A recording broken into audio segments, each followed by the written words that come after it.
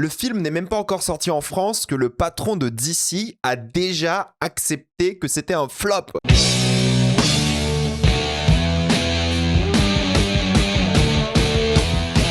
Supergirl. Comme d'habitude, jusqu'à la minute indiquée dans le titre de la vidéo, il n'y aura pas de spoilers, restez tranquille, après on va tout spoiler. Supergirl raconte l'histoire de Kara qui doit retrouver l'homme qui a empoisonné son chien. C'est là que commence une aventure dans l'espace. Supergirl était pendant un long moment un film assez attendu, je trouve. C'est le deuxième film donc du DCU, lancé l'année dernière au cinéma avec Superman, qui avait bien marché, qui avait vraiment plu, à moi y compris. Donc les gens veulent que l'univers fonctionne et qu'il renaisse suite à l'échec du Snyderverse. Maintenant, malheureusement, Peter Safran, donc le co-PDG du DCU avec James Gunn, a déjà dit que le film était un énorme échec, mais qu'ils avaient une vision plus long-termiste de l'univers. Car oui, le film a coûté 170 millions en termes de budget de production, 120 millions dans le marketing. Il est déjà sorti aux États-Unis la semaine dernière et il n'a engendré aux États-Unis et dans le monde que 68 millions le premier week-end. Le bouche à oreille risque d'être catastrophique et pour être rentable, ce genre de film, il faut viser au moins, et je dis bien au moins pour être généreux, 500 millions, chose probablement impossible. Donc c'est déjà un échec, sans même parler des critiques négatives qui ont détruit le film. Maintenant, il y a des choses qui peuvent être sympathiques dans le film. Je veux dire, c'est le premier rôle au cinéma, hors Superman où elle avait un petit caméo, de Millie Alcock. Millie Alcock, c'est House of Dragon, c'est pas mal de petites séries à droite à gauche, mais elle n'a jamais joué dans un grand film. Là, elle a un rôle principal dans un blockbuster. D'ailleurs, soutien à elle parce qu'elle se fait harceler sur les réseaux à cause de son physique, apparemment, ce qui est lunaire, mais allez, bon, pourquoi pas, c'est des fous de toute façon les gens sur les réseaux. On va parler de son jeu à elle bientôt, mais c'est vrai que pour un premier film, commencer qu'un blockbuster, c'est assez étonnant. Et le truc que je trouve encore plus étonnant, c'est le réalisateur. C'est Craig Gillespie qui réalise. Il est certes habitué à faire des films avec des protagonistes féminins. C'est un bon yes man, je trouve. Moi, Tonya, c'était clairement du sous Scorsese, mais il y avait un truc. La série Pam and Tommy était sympa. Cruella de mémoire était cool. Mais je trouve ça bizarre de ne pas avoir donné un projet comme ça à une femme réalisatrice, tout simplement. Il y a beaucoup de films avec des super-héroïnes qui sont donnés à des femmes, et ça peut plus ou moins bien marcher. Là, c'est pas une femme qui le fait. Certes, c'est une scénariste derrière, donc ça, c'est pas mal déjà, mais c'est comme une opportunité ratée de se dire, ok, on donne quand même un film comme ça, Supergirl, une icône un peu féministe, à une femme réalisatrice. Bon, est-ce que le film aurait été meilleur avec une femme? Je n'en sais rien, peut-être pas, mais l'approche aurait été clairement différente, surtout que c'est un film qui traite de beaucoup de sujets féminins. Mais est-ce que ça veut dire que le film est mauvais? On en parle. Avant de commencer cette vidéo, j'aimerais remercier le partenaire officiel de celle-ci, c'est SaborGhostVPN et ses 38 millions d'utilisateurs et presque 5 sur 5 sur Trustpilot. Vous les connaissez, c'est le meilleur moyen de soutenir la chaîne et c'est un service utile que j'utilise tous les jours. Je vous mettrai dans la description et le commentaire épinglé un site internet qui vous dit dans quel pays se situe le film que vous voulez regarder. Ensuite, vous changez Canada, États-Unis, Royaume-Uni, Belgique, Suisse, Italie. Vous allez avoir la VESTFR et même la VF dans certains cas. Sur Netflix, par exemple, vous allez avoir 28 ans plus tard, Le Temple des Morts. Sur Disney+, vous allez avoir Avatar 3 ou Jumpers. Sur HBO Max, qu'il faut utiliser depuis l'application HBO directement. Même si vous avez l'abonnement via Canal, connectez-vous avec votre compte Canal à Max. Vous allez avoir Marty Suprême ou même Hurlevent. Et CyberGhost propose des serveurs optimisés par plateforme de streaming. Pour les gros consommateurs de YouTube, vous allez avoir YouTube Premium pour beaucoup moins cher. Il y a encore des tutos qui vous disent comment faire, c'est super simple. Et je vous conseille de prendre un pays de l'Union Européenne, comme la Roumanie ou la Bulgarie. Vous le savez, maintenant, il y a certains sites internet qui vous demande une carte d'identité et personne n'a envie de la mettre pour ce Millie le Alcock en paix. Avec un VPN, vous passez outre ça et même quand vous regardez des films d'une manière très spécifique, clin d'œil, vous avez envie d'être en sécurité. Vous pouvez partager un compte avec cette personne. Au total, c'est disponible sur tous vos appareils préférés. C'est super simple d'utilisation. Vraiment, tout le monde peut le faire en quelques clics. Vous pouvez essayer par vous-même quand vous êtes satisfait ou remboursé ce 45 jours. Vous avez une assistance technique en français 24h/7. Utilisez le lien dans la description, le commentaire épinglé afin de vous abonner à SaborGhostVPN et bénéficier de 43% de réduction plus 4 mois gratuits. Foncez sur l'offre. On suit donc Kara, alcoolique, dépressive, elle fait la fête, elle essaie d'oublier la destruction de sa planète, elle ignore son cousin Clark Kent, mais tout change lorsqu'une fille va rentrer dans sa vie et que son chien va se faire empoisonner. Elles partent à l'aventure pour se venger et trouver l'antidote afin de sauver le chien. Faut parler de plein de trucs, dont les personnages que je trouve tellement à côté de la plaque. Millie Alcock, elle joue bien Kara, j'ai envie de la revoir dans le rôle dans la suite du DCU, il n'y a aucun souci sur ça. Mais son personnage, je trouve vraiment mal géré. Oui, elle est alcoolique, elle est triste, mais je trouve que son évolution est complètement ratée. Il lui fallait clairement un but bien plus intéressant, plus émouvant et surtout mieux développé. Là, mis à part l'objectif de la rapprocher idéologiquement de Superman, le but pur qu'elle est censée avoir de aider cette petite fille et en même temps de sauver son chien est tellement mal exploité, tellement mal développé qu'au fait on n'a pas l'impression qu'elle change, qu'elle évolue, qu'elle devient une meilleure personne de manière générale. Et c'est ça qui m'embête un petit peu, surtout que tu as un autre personnage, du coup il y a le chien qu'il doit sauver, mais aussi Ruffy. Ruffy c'est genre une petite fille qui est censée représenter à la fois le rite initiatique d'elle-même et aussi le rite initiatique de Kara. Et c'est là que ça foire, c'est-à-dire que Ruffy elle a aussi perdu sa famille, c'est le méchant qui a empoisonné Crypto, qui a en même temps tué toute sa famille, donc elle veut se venger. Et de l'autre côté, Supergirl, Kara, elle doit apprendre à Ruffy de ne pas tomber dans les mêmes travers qu'elle. Voilà, le deuil, le chagrin et la violence avant tout. Sauf que pour moi, la relation est à côté de la plaque. Clairement, parce que déjà, Kara ne semble jamais réellement violente dans l'œuvre, juste un petit peu triste et alcoolique, mais surtout qu'elle manque cruellement d'alchimie, quoi. Elles ont aucune scène entre elles hors exposition ou backstory un peu lourdingue. Elles se parlent pas comme si c'était des personnes vivantes, humaines. Elles n'ont pas de scènes mignonnes, touchantes ou fortes entre les deux. En fait, ils prennent pas du tout le temps. C'est ça qui m'énerve dans le film, c'est que normalement, si tu fais une sorte de rite initiatique, voyage galactique, une sorte d'odyssée dans l'espace, t'es censé prendre un peu le temps avec tes personnages, avoir des moments de réconfort, des moments un peu touchants, des moments où au fait c'est la grande sœur, la petite sœur, des choses comme ça. Et en fait, pas du tout. Genre Lobo, qui est interprété par Jason Momoa, est pour moi bien plus intéressant la manière dont il est écrit, car il ressemble plus à un personnage plutôt que juste à littéralement deux femmes, dans ce cas-là, une jeune fille et une adulte, qui se parlent comme s'ils étaient là pour recracher du scénario constamment. Ça n'a aucun impact émotionnel et je trouve que c'est vraiment dommage. Il n'y a pas de base pour cette émotion, il n'y a pas de contexte, c'est tellement lourd à suivre et à regarder parce qu'à chaque fois, ils crachent des lignes de dialogue pour raconter leur passé, ce genre de choses, plutôt que d'interagir comme des vrais humains. Donc ça fait très faux de base, ça manque d'enjeu, ça c'est clair, et ça aurait pu être vraiment intéressant. T'as comme cette jeune fille qui veut se venger, Kara qui comprend que la vengeance n'est pas la solution, on sait pas pourquoi d'ailleurs, genre elle s'est jamais vraiment vengée dans sa backstory ou dans le film, mais peu importe, c'est plutôt le côté alcoolique qu'il fallait mettre en avant, ou le côté dépressif, mais allez, why not, on peut l'accepter, mais tout est dit à haute voix comme si on comprenait pas. Il y a pour moi en fait un gros souci de personnage où ils sont tous quasiment ratés, vous allez vous rappeler d'aucun personnage, et le truc qui aurait pu être simple, donc juste l'histoire de ces deux filles, en fait il est tellement mal traité qu'on ne ressent rien, et ça c'est dommage d'après moi. Et le côté sororité, pour moi, qui aurait pu être vraiment bien, il est à côté de la plaque, quoi. J'aurais aimé avoir genre deux sœurs qui deviennent sœurs en réalité, qui vont faire cette aventure, mais malheureusement ça marche pas parce que leur relation elle n'est pas assez présente dans le film. Je crois qu'elles ont qu'une seule scène où elles parlent réellement à deux, et c'est pour balancer la backstory de Kara avec des flashbacks. Bon, il y a un moment, c'est dommage. Là où ça se passe plutôt bien, c'est avec Superman, parce que oui, il y a quelques scènes avec David Corenswet, il a une vraie bonne alchimie avec Millie Alcock, alors qu'ils ont pour le coup pas beaucoup de moments entre eux. Corenswet il dégage un truc que je trouve naturel, plaisant, empathique de manière générale, ça fait du bien de le revoir à l'image, il crée quelque chose qui est à la fois attachant et qui te motive à revoir cet univers par la suite, chose que les autres personnages n'arrivent pas à faire. À la limite, Jason Momoa, je peux l'accepter en tant que Lobo parce qu'il répète pas le scénario. En fait, c'est plutôt l'inverse, c'est les personnages autour de lui qui disent aux spectateurs, et à eux évidemment, qui est Lobo. Et du coup, Lobo, il fait que exister comme un vrai personnage, quoi. Il est là, il fait ses trucs. Il y aura 2-3 moments, il va un peu expliquer ses motivations, mais c'est très léger. Et au fait, vu que les autres parlent de lui, il peut exister. Il peut être là, et ça a fait un personnage qui est plutôt sympathique à suivre, et c'est plutôt fun d'avoir le monde qui réagit à lui plutôt que l'inverse, et c'est pas lui qui va faire de l'autodescription constamment. C'est juste dommage qu'au fait c'est pas son film, et ça se voit qu'ils l'ont mis là parce qu'il fallait avoir Lobo, Jason Momoa ou un truc comme ça, quoi. Mais en fait, si les personnages étaient tous un peu comme Lobo, c'est-à-dire qu'ils parlaient comme des personnages et genre pas juste réciter des phrases importantes pour le film, ça aurait été beaucoup mieux. Après, t'as les autres soucis, hein, genre Matthias Schoenaerts qui joue le méchant. Je suis désolé, hein, pour moi c'est un rituel d'humiliation de jouer dans un blockbuster américain comme ça. J'espère qu'il était bien payé, car franchement quelle angoisse, le jeu d'acteur, il en fait des caisses, il est ridicule. Il ressemble un peu à Pinhead, vous savez, d'Hellraiser. Il y a une séquence en prison d'ailleurs qui aurait pu être intéressante esthétiquement et tout, mais ils assument jamais le côté un peu horrifique et horrible du personnage, et j'ai l'impression d'avoir vu genre 20 méchants de super-héros comme ça sur les 18 derniers films. Genre vous savez, des Joker-like, un peu foufou, qui qui ont perdu la tête. Enfin, c'est ridicule pour moi, ça n'a plus aucun sens.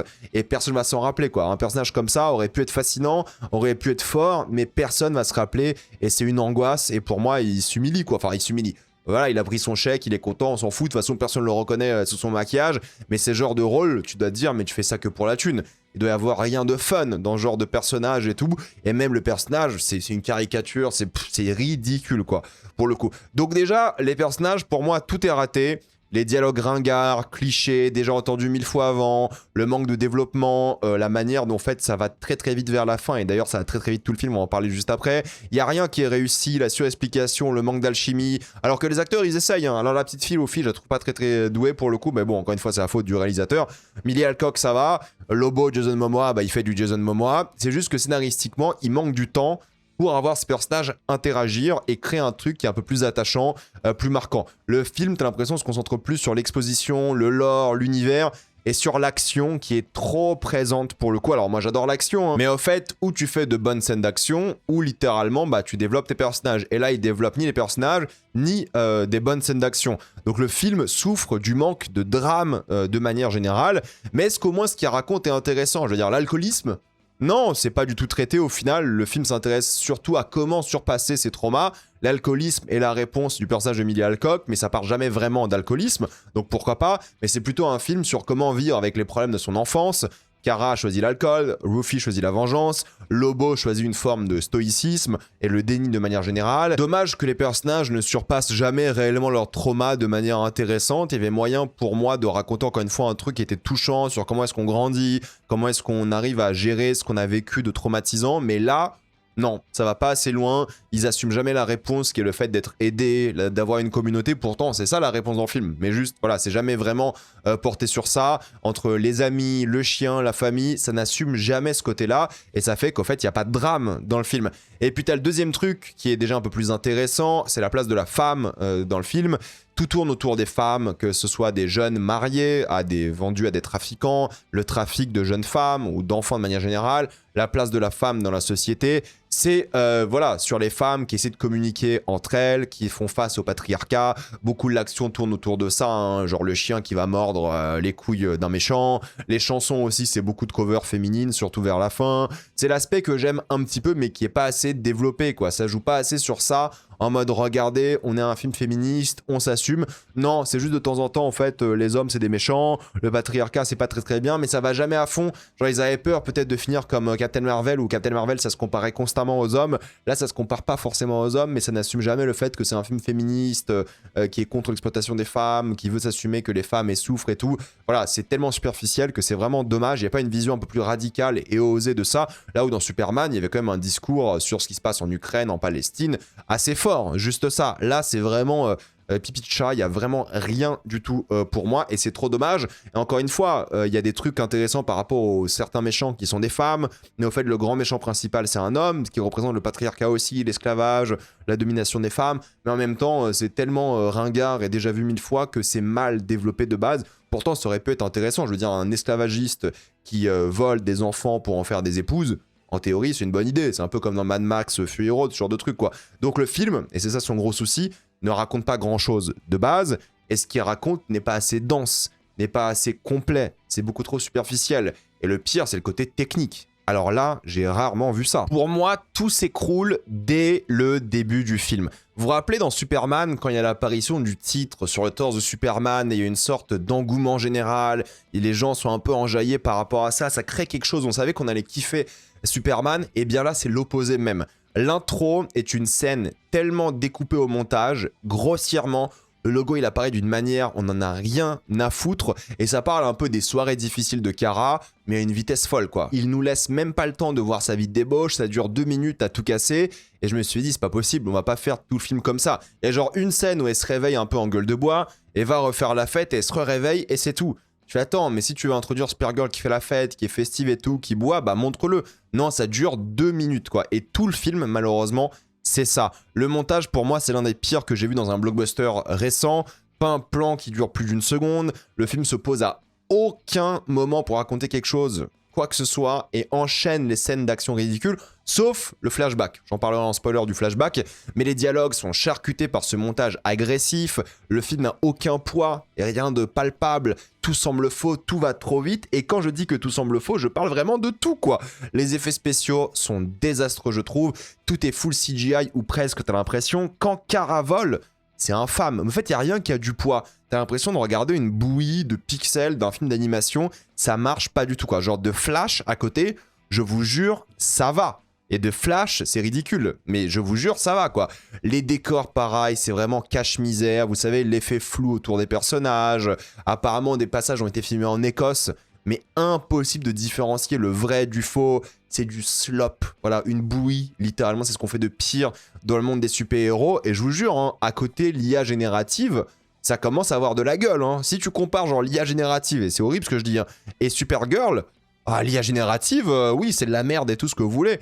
Mais ça avait un peu de gueule. Là, c'est... Oh là là, c'est pas possible. C'est pas possible. Il n'y a pas un plan, il n'y a pas une idée où je me suis dit « Ah, ça c'est pas mal. C'est plutôt intelligent, il tente un truc. » Pour moi, c'est digne de Quantum Mania. C'est digne de Thor, le monde des ténèbres. C'est vraiment dégueulasse à regarder, quoi. Si vous pensez que sur YouTube, c'est moche, la bande-annonce, au cinéma, c'est horrible. Sauf les passages avec Clark. Encore une fois, tout ce qui concerne Clark Kent, voilà, ça va. Mais le reste, la photographie grise, marron... Les lens flares, ils en abusent, pire que J.J. Abrams. Le film n'a aucune identité dans son scénario. Est-ce que c'est une aventure dans l'espace? Est-ce que c'est une relation entre une grande sœur et une petite sœur? Est-ce que c'est elle qui est traumatisée et tout? Il n'y a aucune identité scénaristique, aucune identité visuelle. Pour moi, c'est les gardiens de la galaxie du pauvre. Et tout semble tellement fake que j'ai halluciné. Je me dis, bah en fait, on enlève les acteurs, on passe à autre chose et tu fais un film d'animation. Ça aurait été bien mieux d'ailleurs, hein, mais tu fais un truc full CGI et puis basta. Mais là, tout semble faux. C'est infâme à regarder, je suis désolé. Hein. Il y a évidemment quelques décors réels qui sont ok forcément, mais sinon le reste, c'est dur, hein, je vous jure, c'est dur. Il y a quelques idées un peu vraiment de photographie, de mise en scène justement en intérieur, mais c'est très léger quoi. Il n'y a pas d'idée de composition du cadre, il n'y a pas de truc un peu marquant ou quoi, de symbolisme ou quoi, il n'y a rien. Il n'y a rien du tout. Il y a quelques plans séquences qui puent aussi le faux, mais sans aucune énergie. Vous savez, les faux plans séquences où littéralement la caméra passe derrière un mec, du coup ça fait un cut, bref, des plans séquences un peu ridicules. Mais non, j'ai rarement vu un film aussi moche pour un tel budget. J'ai détesté mais toutes les scènes d'action, et il y en a beaucoup, hein, je crois qu'il y en a 5 grosses, mine de rien. Pour un film d'1h40, c'est beaucoup, hein, 5 grosses scènes d'action. C'est pas illisible, genre on comprend un peu ce qui se passe, vite fait. Mais c'est juste horrible visuellement, quoi. C'est ce qu'on fait de pire. Et il y a juste une idée de mise en scène que j'ai trouvé assez classique, mais ça va. C'est quand Kara se bat dans un bar et c'est la petite fille qui regarde. Et du coup, nous, on a le plan sur la fille plutôt que sur Kara. Et t'as la scène d'action dans le fond, comme d'habitude, quoi. Mais sinon, c'est voilà, c'est mal exploité. Ça symbolise quoi sur Kara, sur la petite fille, sur la violence? Rien, en fait. Rien du tout. T'as une scène où elle se téléporte, elle a une sorte d'appareil où elle peut se téléporter et elle essaie d'apprendre à l'utiliser et tout, mais pareil, c'est jamais ludique, c'est jamais fun à suivre. Pourtant, une machine où tu téléportes, ça aurait pu être rigolo. Non, c'est trop mal utilisé. Et même dans la géographie des scènes d'action, c'est très mal fait, quoi. T'es tout le temps perdu dans les scènes d'action, tu comprends pas ce qui se passe, surtout sur les vaisseaux. Tu dis, ok, bah un vaisseau c'est facile. T'es sur le toit d'un vaisseau, bah voilà, c'est facile, tu vois, t'as une petite scène, t'as un décor et tout, et tu te perds et tout, il y a des motos, des trucs et tout. T'es tout le temps perdu. C'est regardable en termes de ce qu'on peut comprendre à l'image, mais t'es quand même perdu et il y a plein de trucs qui sont mal exploités. La rage qu'a Kara en elle, c'est jamais vraiment exploité. Il y a rien qui va, quoi. Pourtant, le film, il tente de mettre des graines dans des trucs et jamais ça revient, quoi. Et encore, j'ai même pas parlé de la musique. Alors, il y avait un côté dans Cruella qui était très jukebox, c'est-à-dire qu'ils vont mettre voilà, des musiques constamment dans le film. Là, ils assument pas non plus. Il y a quelques séquences avec des needle drops, vous savez, des musiques d'avant utilisées dans le film. Ça aurait pu être cool de vraiment l'assumer et d'y aller à fond. La séquence la plus marquante en termes de musique, c'est celle de fin, pour le coup. Et le choix musical, il est lunaire. Je sais pas comment vous dire autrement, mais le choix musical, pour moi, c'est juste pas possible. Je me dis, mais c'est pas... On est sérieux, là? C'est ça, la musique de fin, c'est ce choix-là, cette cover-là qui a été choisie et tout. J'ai rien contre la cover en soi, mais l'utilisation, waouh, waouh, waouh, waouh, c'est pour moi lunaire. C'est le terme, hein. Lunaire. Je sais pas ce qui s'est passé. Je comprends pas. Surtout que James Gunn, en termes d'utilisation de musique, je sais que c'est pas James Gunn qui a fait le film, attention, hein, mais quand même, c'est patron du DCU. En utilisation de musique, James Gunn, pour moi, il a toujours été très bon. Il a toujours réussi à créer un truc assez fort. Dans Moi, Tonya, dans Pam and Tommy, Craig Gillespie, il avait aussi ce truc-là avec de la musique, et c'était pas mal. Mais là, je ne comprends pas ce qui s'est passé, quoi. Et encore, allez, je suis un peu méchant, mais il y a des costumes d'aliens que je trouvais pas mal. Il y a beaucoup d'aliens. Là, j'ai évidemment trouvé qu'une photo où il y a que des humains, mais t'as quand même beaucoup d'aliens, un peu à la Star Wars, avec des vraies prothèses et tout, et c'est pas mal. Mais bon, je suis désolé, hein, quand t'as un budget de 170 millions, est-ce que c'est pas la moindre des choses, pour le coup? Non, il y a rien qui va. Il y a rien qui va. Je suis désolé, le rythme, il est à chier. C'est interminable, justement, car les scènes d'action sont nulles et elles sont extrêmement longues. Et en même temps, il n'y a pas de scène entre les personnages entre-temps. Il n'y a que la séquence de flashback que j'ai trouvé plutôt cool, mine de rien. Mais c'est 1h48 et j'ai trouvé que le ressenti, c'était 2h40. Ils savent pas gérer, ils ont voulu trop en faire, ils ont pas assumé, c'est techniquement un désastre, scénaristiquement ça va pas du tout. Je sais pas ce qui s'est passé scénaristiquement, je me dis est-ce qu'ils vous ont coupé beaucoup de choses, est-ce qu'ils ont voulu aborder d'autres trucs, est-ce que chez DC ils ont dit il faut plus d'action. En fait, j'en parlerai en spoiler, hein, mais il y avait moyen de faire un film sans autant d'action nulle et de raconter une histoire touchante, marquante et tout. Mais là, pour moi, c'est pas possible. Donc franchement, pour conclure, Supergirl, c'est l'un des pires films de super-héros que j'ai vu tout court, je pense. Je préfère largement un film genre Harley Quinn, vous savez, qui est sorti. Black Widow, c'était mieux, pour rester chez les femmes. Hein. Wonder Woman 1, c'était largement mieux. Captain Marvel, c'était mieux. Pourtant, j'aime pas Captain Marvel.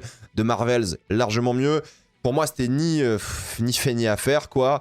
Désastre industriel. Ils ont vite assumé que c'était nul. Franchement, c'est l'un des pires films de l'année.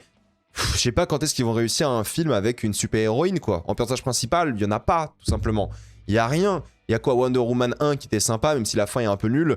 Mais quel film de super-héros avec une protagoniste a fonctionné, quoi. Ils savent pas faire des films sur des femmes à Hollywood. C'est un truc de fou, quoi. C'est un échec cuisant. C'est un truc de fou. Donc j'arrive pas à comprendre ce qui s'est passé. Et plus j'y pense, plus le film m'énerve. Genre, je suis sorti de ma séance, je me suis dit, putain, c'est nul. Et j'ai écrit ma critique, je fais, putain, mais en fait, c'est vraiment nul. J'ai regardé la bande-annonce et j'ai fait, mais putain, mais c'est vraiment, vraiment nul. Non, pour moi, c'est pas possible. C'est vraiment, vraiment une catastrophe. Donc non, je peux pas le conseiller, quoi. Ça se regarde en streaming en faisant autre chose à côté. Vous allez rien rater, c'est... Peut-être je suis méchant avec, hein, mais moi, j'ai détesté ma séance. J'ai détesté le film. C'est pas possible, quoi. Donc je sais pas quand est-ce qu'ils vont réussir à faire un film sur un protagoniste féminin. Je sais pas s'ils vont réessayer de nouveau, vu le flop que ça va être. Encore s'il y avait un bon bouche à oreille. Peut-être ça aurait pu motiver même des femmes à aller voir ce genre de film. Là, honnêtement, c'est pas possible, quoi. C'est vraiment, vraiment pas possible. Donc non, je peux pas le conseiller. Et nous, on va passer en spoiler.